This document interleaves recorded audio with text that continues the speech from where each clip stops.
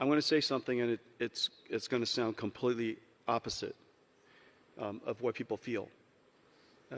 You probably recall over the course of the last 10 years, 15 years, almost everybody who sits on a stage like this would tell you it is vital that your children learn computer science. Everybody should learn how to program. And in fact, it's almost exactly the opposite.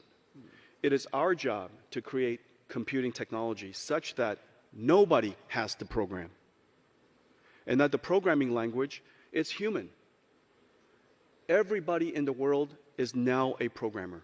This is the miracle. This is the miracle of artificial intelligence. For the very first time, we have closed the gap. The technology divide has been completely closed.